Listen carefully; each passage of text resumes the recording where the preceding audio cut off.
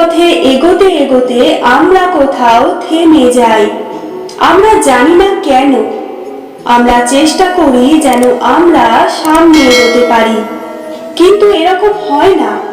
কি কারণ হতে পারে এর? আসুন আমি আপনাকে বোঝাই। মনে করুন আপনি কোনো রাস্তায় হাঁটছেন, আপনার পা মচকে গেল, আপনি পায়ে আঘাত পেলেন।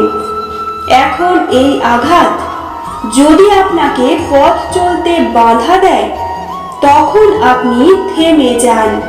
যদি আপনার ভাবনা চিন্তা ক্ষুদ্র হয়, তাহলে আপনি জীবনে কখনোই এগোতে পারবেন না। ভেঙে যাওয়া কলম দিয়ে আপনি কখনো চিঠি লিখতে পারবেন না। ঠিক সেইভাবে যদি আপনার মনে অন্যের জন্য হিংসা থাকে, তাহলে আপনি আপনার নিজের ভাগ্য লিখতেই পারবেন না। কাজের প্রতি আলস্য আপনাকে কখনো ধনী হতে দেবেই না, আর ধনের প্রতি লোভ তা আপনাকে কখনো মহান হতে দেবে না।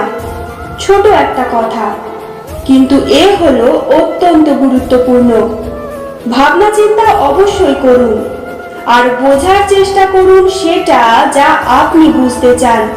হতে পারে আপনি এমন কোনো পথ খুঁজে পেলেন যার ফলে আপনি কোনো খারাপ পথে যেতে যেতে থেমে গেলেন, বা আপনি এমন কোনো অর্থ খুঁজে পেলেন যা আপনাকে মহান হওয়ার পথে অগ্রসর করে দিল। অহংকার এ হলো ছোট একটা শব্দ, কিন্তু এর প্রভাব অত্যন্ত বৃহৎ হয়ে থাকে।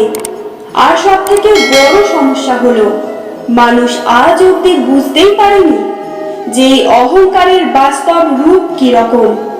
কেউ একে গর্বের নাম দেন, কেউ একে আত্মসম্মানের নাম দিয়ে থাকেন, এবং কোথাও একটা এমন সময় চলে আসে যখন সময় এই অহংকারকে ভেঙে খান খান করে দেয়। আর তখন না গর্ব আপনাকে বাঁচাতে পারে, না আপনার আত্মসম্মান। এখন যদি আপনাকে উদাহরণ দিই, তাহলে যেখানে আপনি বসে আছেন সেই ঘরেই ওপরে তাকান, সেই ছাদের দিকে। যদি এই ছাদ অহংকার করতে থাকে যে দেখো আমি তো সব থেকে উঁচু জায়গায় আছি, আমার চেয়ে ওপরে আর কেউ নেই, আমি এই ঘরে থাকা সমস্ত ব্যক্তিকে ছায়া প্রদান করি, যদি এই অহংকার এসে যায় তাহলে কি?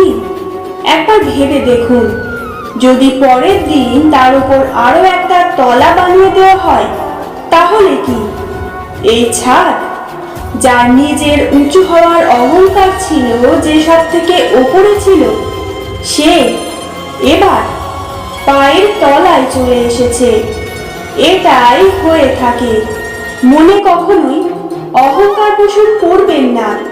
যদি মনের মধ্যে কিছু রাখতে চান, তাহলে প্রেমের ভাব রাখুন, স্নেহ রাখুন। এই অহংকারকে আপনি যা ইচ্ছে নাম দিন, গর্ব হোক, আত্মসম্মান হোক, এর দ্বারা আপনার কোনোভাবেই কোনো লাভ হবে না। তাহলে এই অহংকারকে ত্যাগ করুন। একটা সিদ্ধান্ত। এই জীবনে একটা সিদ্ধান্তের গুরুত্ব কি হতে পারে তা কখনো ভেবে দেখেছেন? একটা সিদ্ধান্ত সেই ভিত্তি হতে পারে যা আপনার পুরো জীবনকে বদলে দিতে পারে। এই সমস্ত সংসারকে বদলে দিতে পারে, ভবিষ্যৎ বদলে দিতে পারে।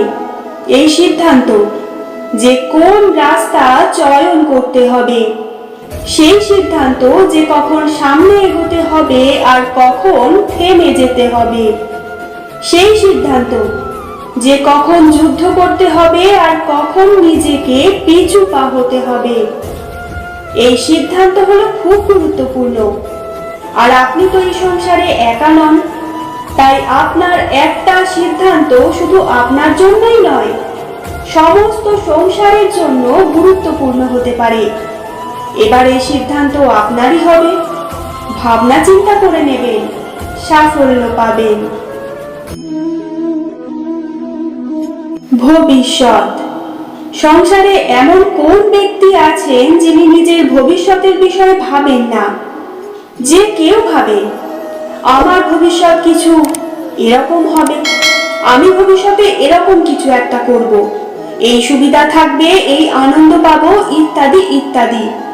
কিন্তু সত্যি বলি, ভবিষ্যতের থেকে বড় ভণ্ড আর কেউ নেই। ভবিষ্যৎ আপনাকে ছেড়ে চলে যাবে, আপনি জানতেও পারবেন না। ভবিষ্যৎ আপনার থেকে আপনার বর্তমান কেড়ে নেবে।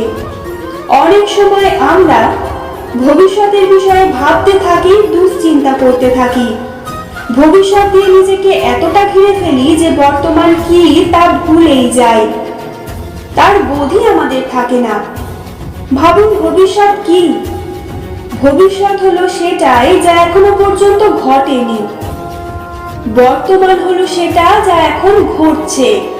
তাহলে যা এখনো ঘটেনি তার বিষয়ে দুশ্চিন্তা করে নিজেকে ব্যতিব্যস্ত কেন করছেন?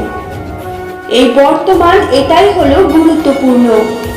এর উপরে সমস্ত ভাবনা কেন্দ্রীভূত করুন। মনে লক্ষ্য অবশ্যই রাখুন, কিন্তু পুরো মনোযোগ শুধু বর্তমানে থাকবে। এই বর্তমানকে যদি সামলে নিতে পারেন, তাহলে আপনার ভবিষ্যৎ এমনি উজ্জ্বল হয়ে উঠবে। প্রিয় শ্রোতা বন্ধুরা, ভিডিওটি ভালো লাগলে লাইক, কমেন্ট, শেয়ার করে আমার এই ছোট্ট চ্যানেলটির পাশে থাকবেন।